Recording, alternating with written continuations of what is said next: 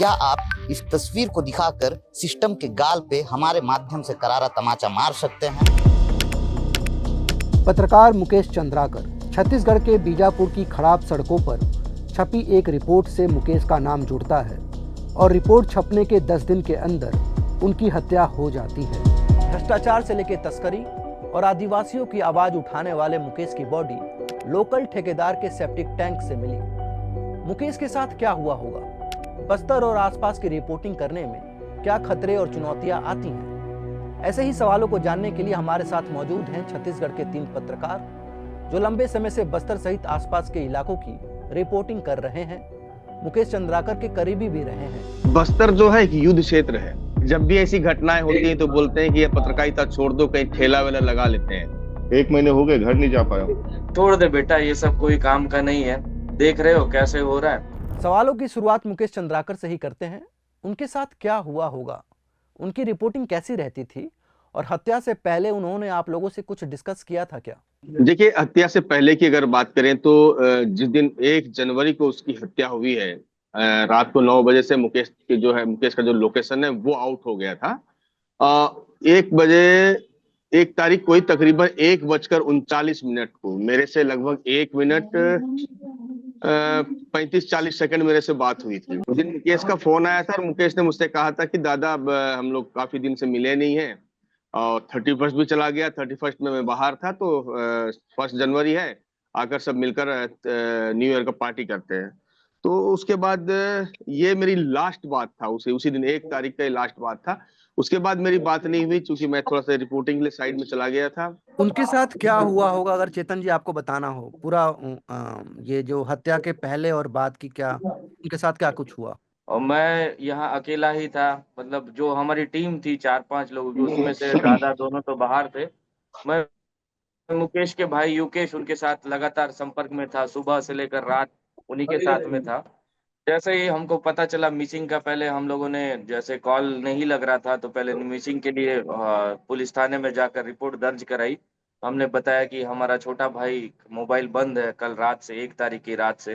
दूसरे दिन हम लोगों ने किया मुकेश का लास्ट लोकेशन, हम लोगों ने मुकेश के ही ऑफिस में बैठ के युकेश, मैं और साथियों ने उसके गूगल के जरिए उसका लास्ट लोकेशन निकाला। तो लास्ट लोकेशन जब निकाला तो उसका लास्ट लोकेशन हमें सुरेश चंद्राकर का जहाँ बाड़ा है जो ठेकेदार, लोकल उसके ठेकेदार यहाँ हैं पे सुरेश। लास्ट लोकेशन दिखाया।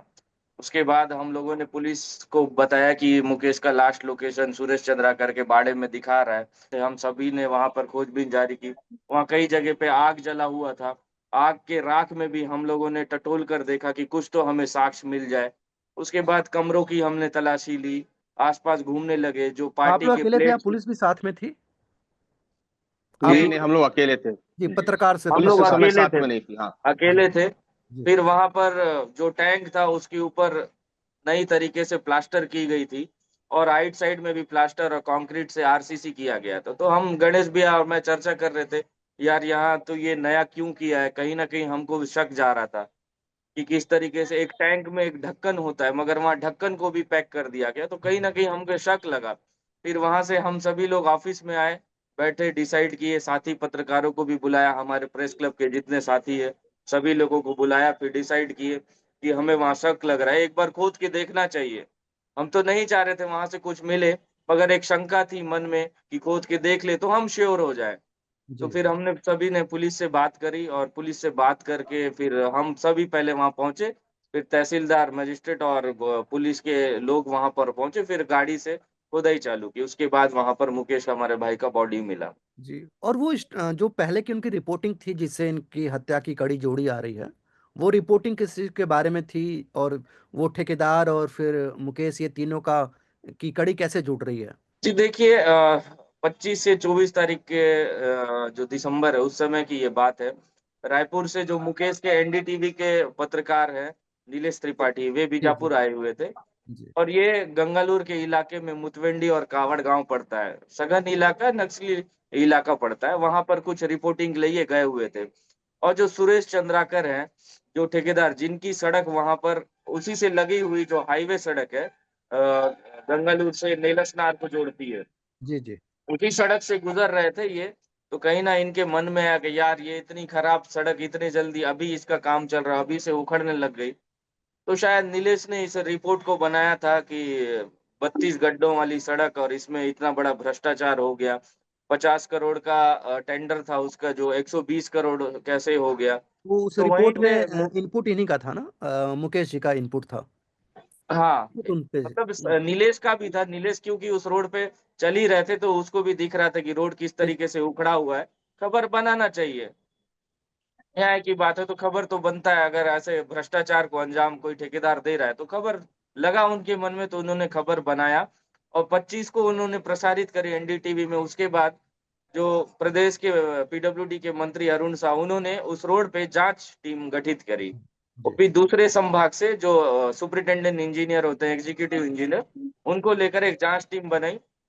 तो उसके बाद से कंटिन्यू मुकेश के पास सुरेश चंद्राकर जी का फोन आने लगा, यार क्या कर रहे हैं ऐसे वैसे। मुकेश उनसे मिलने भी गया था 28 को, क्या बात हुई वो तो पता नहीं।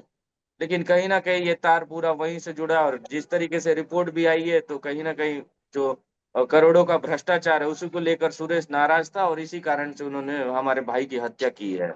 क्या जो मुकेश चंद्राकर की हत्या है, उसने बस्तर के स्थानीय पत्रकारों के अंदर कोई डर पैदा कर दिया है क्या? देखिए, निस्संदेह ये जो घटना है, आमतौर पर हम पहले भी दो साथी खो चुके हैं। साई रेड्डी जी की बात करें जो बीजापुर से बिलोंग करते थे, और निमी चंद जी है जो तोंगपाल से, सुकमा के वहां से बिलोंग करते थे। सिलसिलेवार दो हत्या होती है, दोनों की हत्या नक्सलियों के मार्फत की जाती है। इसके बाद हमें एक खौफ तो पैदा हुआ था, क्योंकि उस समय जैसे नक्सल को लेकर जो अभियान पुलिस का चलता है, जब हम अंदरूनी इलाकों में रिपोर्टिंग्स पे जाते हैं तो हमें खतरा दोनों तरफ से रहता है। हमारी रिपोर्टिंग न सिर्फ प्रशासन और पुलिस प्रशासन को चुभती है, बल्कि नक्सलियों को भी चुभती है। और इसी का नतीजा रहा कि साई रेड्डी की हत्या हुई। और साई रेड्डी की हत्या तो भी भरे बाजार में जघन्य कर दी गई, और बड़े प्लांटेड तरीके से नक्सलियों ने नेमीचंद को मारा था। हम दो साथियों को हमने खोया था। उसके बाद मुकेश की हत्या एक तरह से एक बड़ा क्राइम जैसा हो गया, मतलब एक शहरी क्राइम जैसा होता है। और मुकेश की हत्या ने एक बड़ा सवाल खड़ा कर दिया, क्या हम अब भ्रष्टाचार से जुड़ी खबरों को दिखाएंगे तो क्या हमें वास्तव में हमें मार के सेप्टिक टैंक में और दफना आप लोग दिया के लिए जाएगा? जो स्थानीय पत्रकार हैं उनके लिए रिस्क और भी बड़ा है, क्योंकि नहीं, आपके अब तक मैं वही जा रहा हूँ। अब तक तो क्या पुलिस और नक्सलियों के बीच हम पिस रहे थे ना। अब ये तीसरी चीज की एंट्री हो गई हमारे बीच में, एक जी। सोशल क्राइम जिसे कहा जाता है पूरा। स्थानीय पत्रकारों के लिए जो ड्यूटी जो टफ है वो तो शायद मेरे लगता है पूरे देश में है, लेकिन क्या बस्तर में वो खास तरीके से आप लोग को ज्यादा चुनौतियों का सामना करना पड़ता है? ये इस समय बस्तर जो है एक युद्ध क्षेत्र है। यहाँ पर हम अंदरूनी इलाकों में जाते हैं रिपोर्टिंग करने के लिए, और हमारा प्रयास ये रहता है कि अंदरूनी इलाके के वो लोग जो विकास से दूर है, विकास से पिछड़े हैं, जहां तक शासन की सुविधाएं नहीं पहुंच रही, उनके समस्याओं को सरकार तक पहुंचाएं, ताकि वो समस्याएं समाधान के रूप में तब्दील होकर वापस लोगों तक पहुंचे। इस रिपोर्टिंग के दौरान हमें नक्सलियों का खतरा रहता है। जगह जगह आज के समय वर्तमान में हजारों की संख्या में आईडीज लगे हुए हैं बस्तर में, हाँ। बीजापुर के इलाकों में, माड़ के इलाकों में। और आपको जब उनके लिए हम इलाके लड़ाई में लड़नी जाते हैं तो हाँ, हमको उन सबको पार कर, यानी कि मौत का सामना करके वहां पहुंचना पड़ता है। बाइक से हम जाते हैं, कहीं कहीं तो करीब करीब 25-25, 50-50 किलोमीटर पैदल सफर करते हैं हम। पहाड़ियों को पार करते हैं, नदियों को पार करते हैं, तब जाकर एक गांव आता है जहां पर 50 लोग रहते हैं, उनके पास कुछ नहीं है, नदी का पानी पीते हैं, नाले का पानी पीते हैं। ऐसी खबरें करने के लिए हमको मौत से जूझना पड़ता है। कभी नक्सलियों का डर, अगर वहां से सकुशल पूरी स्टोरी करके आ भी गए, हमने आकर खबर प्रशासित भी कर दिया, तो पुलिस और सरकार सोचती है नक्सलियों से मिले, बिना नक्सलियों से मिले अंदर घुसे कैसे। जी। ये चुनौतियां हैं हमारे लिए, हम दोनों तरफ से यहाँ पर पिस रहे हैं। कभी नक्सलियों के निशाने पर होते हैं तो कभी पुलिस के निशाने पर होते हैं। आज भी आप देख लीजिएगा छत्तीसगढ़ में जो पुलिस की जो सूचियां होगी पत्रकारों की, उसमें बस्तर के पत्रकारों के नाम सबसे ज्यादा ऊपर में है। उनको ये लगता है कि नक्सलियों से मिले, और अगर जब कोई एनकाउंटर होता है, ऐसा कुछ घटना होता है, तो नक्सलियों को ये लगता है कि पत्रकारों ने पुलिस को सूचना दी है। तो आखिर जी। बस्तर का पत्रकार जाए कहाँ? शहरी इलाकों में पत्रकारों के पास बहुत सारे ऑप्शन है, जी। जी। लेकिन हमारे पास क्या ऑप्शन है? हमारे पास कोई ऑप्शन नहीं है। ये चुनौतियां तो हमारे लिए, जितनी चुनौतियां यहाँ है, मुझे नहीं लगता कि और होंगी ऐसी चुनौतियां। पत्रकारों की जो सुरक्षा है वो एक बड़ा सवाल तो है ही, लेकिन जो मतलब शारीरिक सुरक्षा के अलावा और कौन कौन सी जो चुनौतियां हैं जो स्थानीय पत्रकार फेस करते हैं, और जिसको आपको लगता है कि प्रशासन और जो मीडिया हाउस जिससे आप जिनका आपसे संबंध है, जिससे आप कांटेक्ट में हैं, उनको एड्रेस करना चाहिए? मतलब शारीरिक सुरक्षा के अलावा और कौन कौन सी चुनौतियां हैं जो प्रशासन भी और जो मीडिया हाउस है, आपको लगता है कि उनको एड्रेस करना चाहिए? देखिए, फिजिकल सुरक्षा का तो मसला है, ये नो डाउट फिजिकल सुरक्षा का मसला है, लेकिन सबसे बड़ा जो मसला है वो होता है फाइनेंशियल। आपको मैं बता दूं कि यहाँ जितने बस्तर में पत्रकार काम कर रहे हैं, उन संस्थाओं से ना उन्हें अपॉइंटमेंट लेटर नहीं मिलता है। अपॉइंटमेंट लेटर बहुत बड़ी चीज होती है। हमें सिर्फ एक डिस्ट्रीब्यूटर के, न्यूज डिस्ट्रीब्यूटर के या कलेक्टर के, न्यूज कलेक्टर के रूप में हमें यूज किया जाता है, पहली बात। इसको हम दूसरी बात स्ट्रिंगर की, बोलते हैं। हाँ स्ट्रिंगर, दूसरी बात अंशकालीन संवाददाता जिसको बोला जाता है। दूसरी बात ये कि हमें पैकेज के तौर पे क्या मिलता है, ना के बराबर कुछ मिलता है। 15 से 20 हजार रुपए कमानी हमारी चुनौती होती है, सबसे बड़ी बात। आप जाएंगे ध्यान में तो आज लगभग पत्रकारों का घरों की स्थिति देखिए, सब यहाँ जितने मतलब जितने टफ एरिया में काम कर रहे हैं उनके घर किराए में चल रहे हैं। घर के जो पुरानी कुछ अगर खेती बाड़ी है तो किसी भरोसे से चल रहा है। प्रेस से हमें किसी तरह की कोई सुरक्षा निधि या फिर हमारी इंश्योरेंस छोड़ दीजिए, हमारी सैलरी तक भी ढंग से नहीं बनती है।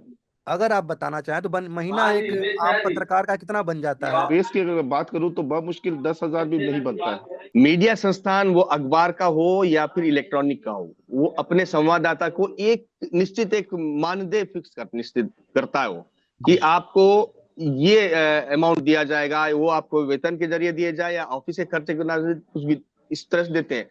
परंतु बस्तर के पत्रकार ऐसे पत्रकार हैं और ऐसे जीवट हैं जो सिर्फ सामाजिक सरोकारिता के लिए काम करते हैं। इनको संस्थान की ओर से ना 1 रुपए पैसे दिए जाते हैं, ना वेतन दिया जाता है, ना ही किसी प्रकार का मानदेय दिया जाता है। पर स्टोरी तो विज्ञापन के मिलता होगा नाम ना आप पर लोग? नहीं नहीं नहीं, हम उदाहरण है ना आपके सामने।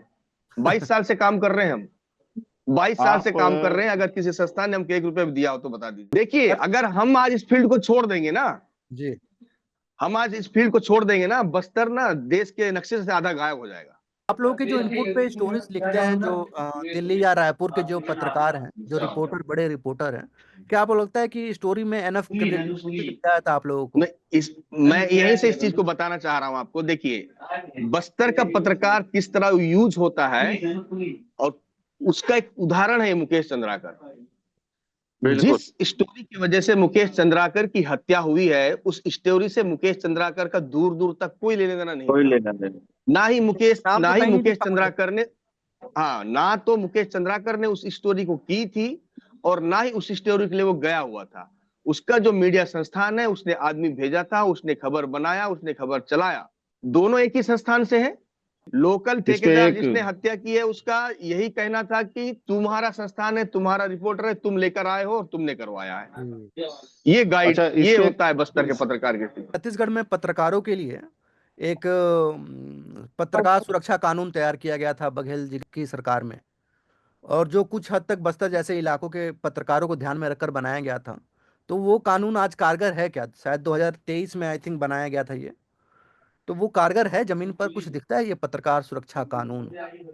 वो कानून बनते बनते सरकार बदल गई है, कानून का अभी तक तो कहीं धरातल पे नजर आ नहीं रहा है। भूपेश बघेल की सरकार ने ही पत्रकार सुरक्षा कानून लाने की बात कही थी, और उसी ने कई पत्रकारों को जेल भेज दिया। अब सरकार बदली, बीजेपी की सरकार है, ये भी कुछ नहीं कर पा रही, पत्रकारों की हत्याएं हो रही, तो किस सरकार पे विश्वास करे बस्तर का नहीं नहीं, पत्रकार? एक मिनट आपको बता रहा हूँ। जिस भूपेश बघेल सरकार ने पत्रकार सुरक्षा कानून की बात की थी, उसी सरकार के उसी विधायक के उसी कांग्रेस ने बीजापुर के 4 पत्रकारों का बहिष्कार किया था, क्योंकि समाचार जिसमें समाचार से एक जो की हत्या हो गई। एक की हत्या हो गई, दूसरा मैं हूँ, तीसरा चेतन एक और बंदा है। अच्छा, एक ये पूछना था कि मुकेश चंद्राकर जैसे जो आजकल के लोकल पत्रकार हैं, जो स्थानीय पत्रकार हैं, वो अब यूट्यूब के जरिए पत्रकारिता करने का ऑप्शन क्यों चूज कर रहे हैं? बस्तर में भी मेरे को लगता है कई सारे जो स्थानीय यूट्यूब चैनल खुल गए हैं। तो क्या ये स्विच क्यों कर रहे हैं, मतलब जो यूट्यूब पे अपना चैनल बना के पत्रकारिता करना? देखिए, बस्तर की जो समस्या है, अगर आप रियल जर्नलिज्म करते हैं, आप अगर फील्ड पे रिपोर्टिंग करते, तो उसकी खबरों के लिए कोई भी चैनल या कोई भी अखबार अधिकतम, अगर मैं चैनल की बात करूं तो 1.5 से 2 मिनट, 2 से 2.5 मिनट अधिकतम समय दे पाएगा। लेकिन अब जरा सोचिए, जिन आदिवासियों की हम बात करते हैं, वो आदिवासी हमें पत्रकारों को ही भगवान मानते। ये बस्तर की कड़वी सच्चाई है। उनके पास पत्रकारों के अलावा कोई हथियार नहीं, अपनी बात रखने के लिए कोई मंच नहीं है। और यही वजह है, जब खबरें हमारी संस्था में कटती है तो हमें भी बुरा लगता है कि हम जितनी मेहनत करके आते हैं, हमारा जो स्ट्रगल होता है, आपको हमारी रिपोर्ट की एवज में अगर हमको संस्था 300 रुपए भी देती है तो उसे 3,000 रुपए हम खर्च करके आते हैं, और उल्टा काफी सारी शारीरिक थकान झेल के आते हैं, मानसिक थकान झेल के आते हैं। बावजूद वो खबरें जब कट जाती है, उस पर कैची चल जाती है, तो हमें तो बुरा लगता है, लेकिन उनकी अपेक्षा भी बढ़ जाती है। ऐसे में जो सोशल मीडिया, जो यूट्यूब है, ये एक बड़ा विकल्प के रूप में बना है। जो बस्तर के अंदरूनी इलाके में जो कहानियां, जिन्हें जो मेन स्ट्रीम मीडिया जो दिखाना नहीं चाहती है, सरकार के एडवर्टाइजमेंट के आगे दबी रहती है, कम से कम ऐसे प्लेटफॉर्म पे हम स्वतंत्र रूप से काम तो कर पा रहे हैं, और यही रीजन है। एक और आप लोगों के बीच जो लिंक है वो है 2021 में, जब नक्सली हमला हुआ, एनकाउंटर हुआ था, तो उसके बाद सीआरपीएफ के जवान को नक्सलियों ने अगवा किया था। और फिर आप रिहाई में आप लोगों की गणेश जी, चेतन जी, रंजन जी, युकेश जी, मुकेश जी और एक और के शंकर, आई थिंक, ये इन सब की शंकर। बड़ी भूमिका थी। मानी गई कि आप लोगों ने उनके रिहाई के लिए बढ़ चढ़कर अपनी भूमिका जो है वो अदा की है। तो पूरा वाकया क्या था? अगर शायद गणेश जी आपने ही पहले आपको अप्रोच किया गया था शायद, तो अगर आप शुरू से बता पाए वो पूरा वाकया क्या था, वो कैसे हुआ, और जी मुकेश देखिए, जी, 3 अप्रैल 2021 की बात है। सुबह सुबह एक एनकाउंटर होता है उस इलाके में, और उसमें 22 जवान शहीद हो जाते हैं। जी और दूसरे दिन जब हम लोग सारे लोग, जिसमें मुकेश, मैं, चेतन, रंजन और सुकमा वगैरह पूरी टीम आती है, सब लोग हम लोग ग्राउंड जीरो पे जाते हैं। वहां से हमने नॉर्मली जो एनकाउंटर होती है उसका ग्राउंड रिपोर्ट करके लौट आते हैं। लौट आने के बाद हम पूरी खबर हमने फाइल कर दिया, सब चीज हो गया। उसके बाद तकरीबन रात को 11 बजे के आसपास, उस समय सीआरपीएफ के डीआईजी थे बीजापुर के, कोमल सिंह, उनका कॉल आता है मेरे पास। उनका कहना है कि गणेश जी यार, ऐसा ऐसा है, एक जवान मिसिंग है। बोला मिसिंग है तो बोले हमको डाउट है कि नक्सलियों के कब्जे में नहीं है। तो मैं बोला सर एक बार मैं पता करवा लेता हूँ अपने सोर्स से। तो उसके बाद दूसरे दिन क्या है, जवानों जो शहीद जवान थे सबको उनके उनके गृहग्राम ले जाते हैं। वहाँ मेरे गांव से भी एक जवान शहीद हुआ था, तो मैं उसके अंतिम संस्कार में, अंतिम सलामी में गया हुआ था। अंतिम सलामी के बाद वापस लौट के मैं घर पे बैठा हुआ था, उसी समय एक फोन आता है नक्सलियों की ओर से। तो कहना होता है कि जो जवान मिसिंग है वो हमारे पास है, सुरक्षित है, थोड़ा घायल था, उसका ट्रीटमेंट करने के बाद वो अब ठीक है, बेहतर है, पहले से ठीक है। तो मैंने पूछा तो अब क्या है, आप लोगों का कुछ है? तो बोले हम आपको, अब बस आप ये खबर आप चला दीजिए और इस खबर को गवर्नमेंट तक पहुंचा दीजिए कि जवान सुरक्षित है करके। तो मैंने खबर ब्रेक किया। खबर ब्रेक करने के बाद पूरी खबर देश में आग की तरह फैल गई कि जवान नक्सलियों के चंगुल में है। खबरें चलने लगी थी। शाम तक दूसरा एक प्रेस नोट और भेजा उन्होंने। प्रेस नोट भेज कर बताया कि पहले तो मौखिक बताया था, बाद में प्रेस नोट के माध्यम से बताया। बाद में उन्होंने फोन किया, फिर बताया कि गणेश जी आप गवर्नमेंट से बात कीजिए, और आप अपने जो आपके पास जिन पर आपको विश्वास है, आपके जो पत्रकारों की टीम है, उनका एक टीम बना लीजिए और सरकार से बात कीजिए कि एक डेलीगेशन टीम बनाए, और हम इसको रिहा करेंगे, पर मीडिया के सामने रिहा करेंगे, डेलीगेशन की टीम हो और आप लोग साथ में हो, तभी हम रिहा करेंगे। ये उनका शर्त था। तो मैंने उस समय अभी भी वर्तमान में जो आईजी हैं पी सुंदरराज जी, और एसपी यहाँ पर कमलोचन कश्यप थे, उनसे बात की। उनको बताया सर ऐसी ऐसी बात है, जवान उनके पास है और रिहा करना चाहते हैं, पर डेलीगेशन टीम चाहिए। तो मैं बोला, वो बोले, पूछे कि डेलीगेशन में कौन रहेंगे? तो मैं बोला मैं तो पूछा नहीं। तो उसके बाद दोबारा मेरे पास दूसरे दिन फिर कौन आता है कि मैं पूछा कि भाई डेलीगेशन टीम तो बन जाएगा, पर उसमें आप कैसे लोग चाह रहे हैं, भाई आप लोग की अपेक्षाएं क्या है? तो बोला कि आप जो सामाजिक कार्यकर्ता हो ऐसा। मैं बोला ठीक है। फिर मैंने एक दो नाम सुझाया उनके, जिसमें से एक जगदलपुर में रहते हैं, अपना बस्तर के गांधी कहते हैं उनको, ताऊ जी। उनका था एक सर्ववादी समाज के पदाधिकारी थे, उनके नाम इंक्लूड हुए। फिर उन्होंने फिर अचानक शाम को 6 बजे फोन किया, बोले कि कल सवेरे आपको पहुंचना है। बोले कहाँ पहुंचना है? बोले हमारा आदमी आपको बता देगा। तो इतने जल्दी मुझको टीम को भी बुलाना था, हमारे जी पास टाइम था रात को 8-9 बजे से लेकर सुबह 4-5 बजे तक का। फिर मैंने आईजी से बात की। आईजी बोला, आईजी साहब मना कर देता, जल्दी में कर नहीं सकता। मैं बोला सर आप चौपर से लाइए, हेलीकॉप्टर से लाइए, मैं नहीं जानता। मेरे को 4 आदमी मेरे को तर्रे में चाहिए, क्योंकि तर्रे में थाना क्षेत्र आता है। वो 4 आदमी मेरे को सवेरे 5 बजे तर्रे में चाहिए। और पुलिस ने भी काफी मदद की उसमें, बहुत एक्टिव है वो, बहुत हेल्प किया उन्होंने। मैं सुबह जब पहुंचा वहां पर 6 बजे, तो वो 3 आदमी जो जिनका मैं नाम दिया था, ये आदमी मुझको चाहिए इस डेलीगेशन टीम में, तो 3 आदमी बिल्कुल चाय नाश्ता करके बिल्कुल तैयार बैठे थे, मेरा वेट कर रहे थे। फिर उनको लेके हम निकले यहाँ से। मुकेश इस पूरे जो निगोशिएशन था ना पूरा, इसमें इस पूरे उसमें मुकेश मेरे साथ पूरा बराबर हर साथ में था। जब भी मेरे फोन पे बात होता है, वो सब हर चीज मेरे साथ में था। जब मुझे लगता था कि इसमें कुछ करना है तो मुकेश से पूछ लेता था मैं, कुछ ऐसा लगता तो मुकेश मेरे से पूछ लेता था। रंजन, चेतन और के शंकर तो वहां था, तो उससे हम फोन पे ही बात चल रहा था हमारा। राजा राठौर, एक राजा राठौर है, वो भी हमारी टीम में था, वो नहीं आ पाया था तो वो फोन पे ही था वो। तो उसके बाद हम जैसे तैसे सुबह लगभग 6 बजे हम वहां से निकले, तर्रेम थाने से पूरी टीम के साथ हम निकल गए। और तकरीबन वहां हम पहुंच गए थे, 10 बजे पहुंच गए थे, जहां जन अदालत लगनी थी उस जी। सीआरपीएफ जवान राकेश्वर मनहास को लेकर। 10 बजे पहुंच गए थे, तो वहां पहले से नक्सली बड़ी संख्या में मौजूद थे और लगभग 2-3 हजार की संख्या में ग्रामीण थे वहां पर। वहां पहुंचे तो पहले तो हमारे लिए चाय वगैरह का व्यवस्था हुआ। हमारे खाने भोजन का व्यवस्था पूरा नक्सलियों ने किया था उस दिन वहां पे, उन्हीं के उसमें हमने भोजन वगैरह किया। तो तकरीबन 2 बजे के आसपास जवान को, पीछे हाथ बंधा हुआ था जवान का, उन्होंने पूरी पब्लिक के सामने लाया। पब्लिक के सामने लाने के बाद पहले जवान के बारे में पब्लिक को, उनके उनका जो लीडर थी, महिला लीडर थी नक्सली, उसने पूरी कहानी बताई।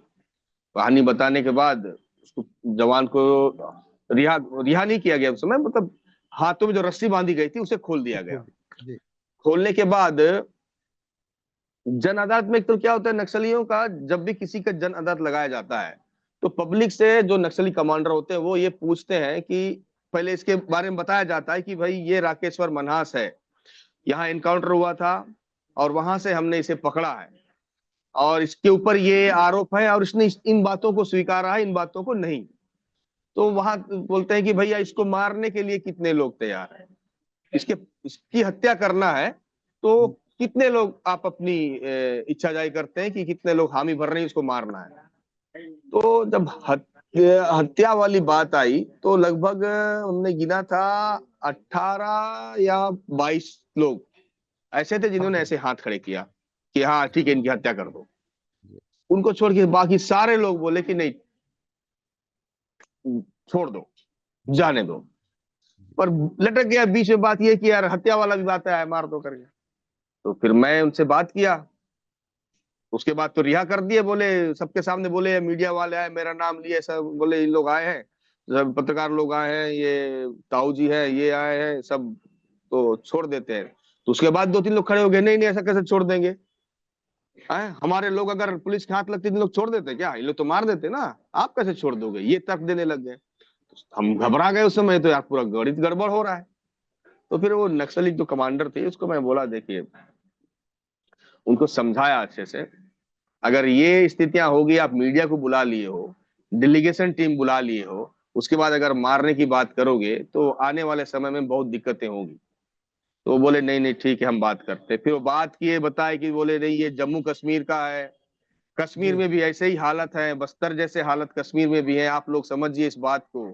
ये जवान भी यहाँ पर हम लोग को मारने नहीं आया था, उसकी ड्यूटी थी, वो ड्यूटी करने आया था। और पहली बार जैसे वो ड्यूटी बीजापुर को ज्वाइन किया, 10 दिन बाद उसको नक्सल ऑपरेशन पे भेज दिया गया था। तो सारी जी। चीजें बताई गई ग्रामीणों को। फिर तब जाके बोले हाँ चलो ठीक है फिर छोड़ दो। फिर उसके बाद भी हम थोड़ा सा डरे हुए थे कि यार साला कहीं रास्ते में कोई रोक के कुछ कर दिया। हम लोग 6-4 पत्रकार थे, 2-4 वही थे, इतने ही थे हमारे पास, और कोई सिक्योरिटी था नहीं हमारे पास। तो मैं बोला, फिर उनको बोला, जो नक्सली लीडर थी उनको बोला, देखिए दीदी, जब तक हम लोग तर्रेम ना पहुंच जाए, आप पे जन अदालत को लगा के रखिए, आप यहाँ से कोई आदमी लोग निकलना नहीं रहे। चाहिए। जी। हाँ लोग यहीं रहे ताकि वहां पहुंच जाए।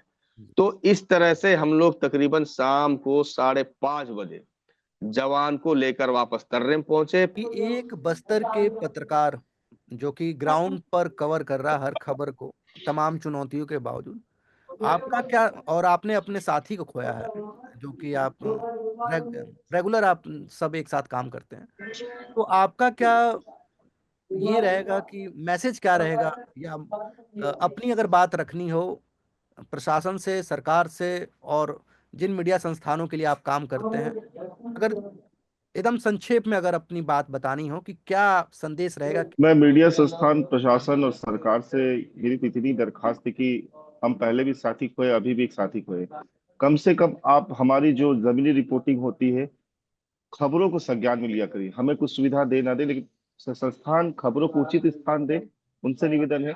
और सरकार और प्रशासन से निवेदन है कि खबरों को संज्ञान में ले। मेरी सिर्फ दो चीजें कहना चाहूंगा, एक तो सरकार से और दूसरी मीडिया संस्थानों से। पहली बात सरकार से ये कि आप बस्तर में विकास कार्य करना चाहते हैं, यहाँ से नक्सलवाद को मुक्त करना चाहते हैं, तो आप विकास कार्य जो कर रहे हैं, आप ऐसे विकास कीजिए जिसमें करप्शन ना हो। आप बिल्कुल पारदर्शिता के साथ काम कीजिए, अच्छा काम कीजिए, क्योंकि आप भ्रष्टाचार करेंगे तो कोई ना कोई पत्रकार उस करप्शन को निकालेगा बाहर। जी किसी पत्रकार को करप्शन के बारे में लिखने का मौका मत दीजिए, और किसी पत्रकार का करप्शन की वजह से मौत ना हो, यही प्रयास होना चाहिए अगर विकास कार्य कर रहे हैं। तो दूसरा, वो तमाम मीडिया संस्थान जिनके लिए बस्तर के पत्रकार काम करते हैं, उनसे मेरा एक ही अपील है कि जब भी आपके संस्थान से जुड़ा हुआ कोई पत्रकार जो खासकर बस्तर या कहीं भी जो युद्ध क्षेत्र है खासकर जहां काम करता है, वो किसी विपत्ति में है आपके संस्थान के लिए काम करने के दौरान, तो आप इस चीज को एक्सेप्ट कीजिए, बेधड़क कीजिए, स्वतंत्रता के साथ कीजिए और डंके की चोट पे कीजिए कि वो पत्रकार मेरा संस्थान का कर्मचारी है, मेरा स्ट्रिंगर है या मेरा रिपोर्टर है। क्योंकि जब भी ऐसे मामले होते हैं तो मीडिया संस्थानें सीधे मना कर देती है कि उसको तो हमने 1 महीना पहले ही निकाल दिया था, वो हमारे लिए काम नहीं करता है। तो क्योंकि ये ऑफिस दो में कभी चीजें एंट्री होनी होती ही नहीं चाहिए। है। पर्सनली आप लोगों की लाइफ में ये जो आपका वर्क फ्रंट है बस्तर में रिपोर्टिंग का, तो पर्सनली आपकी लाइफ में इसका क्या इफेक्ट पड़ता है आप लोगों के? एक अगर महीने हो गए पर्सनल घर 1 महीने हो गए घर नहीं जा पाया सीधा। गणेश जी आप भी मेरी फैमिली तो बताओ, जब भी ऐसी घटनाएं होती हैं तो बोलते हैं कि ये पत्रकारिता छोड़ दो, कहीं ठेला वेला लगा लेते हैं। साथ में मैं खेती बाड़ी भी करता हूँ, वो डरते हैं, अब डरने लगे हैं, बस्तर के हालातों को देखकर डरने लगे हैं। बोले कि इसके अलावा भी बहुत सारा फील्ड है आपके करने के लिए, जी पर क्या करें अब छोड़ छोड़ भी नहीं सकते। लोगों से हमसे जो लोगों की अपेक्षाएं जुड़ी है ना, हम छोड़ देंगे तो अपेक्षाएं भी मर जाएंगी। मैं जब घर में जैसे ही मुकेश वाला ये जो हत्या हुई मुकेश की, उसके बाद से मैं और मेरी मम्मी तीन ही लोग रहते हैं हम। उसने कहा छोड़ दे बेटा, ये सब कोई काम का नहीं है, देख रहे हो कैसे हो रहा है। पहले समझ में आता था, आप लोग नक्सलवाद तक जाते थे, पहाड़ों में जाते थे, आईडी का डर रहता था, विस्फोट का डर रहता था, लेकिन वहां तक तो समझ में आता है। लेकिन ये अब तो घर सीरियल के जिस अंदर, तरीके से घर के प्लान पास है। करके तुम्हारे साथी को मारा गया है, उसके बाद तो इतना भय का माहौल हो गया है घर में। आए दिन यही कह रहे हैं कि बेटा आप कुछ और करो। बहुत बहुत शुक्रिया आप तीनों का। आप द क्विंट और जी क्विंट भाई। से जुड़े, और उम्मीद है कि आपके साथी मुकेश की जो हत्या हुई है उसमें उनको और उनके परिवार को जल्द से जल्द न्याय मिले। बहुत बहुत शुक्रिया आप सबका। Thank you so much.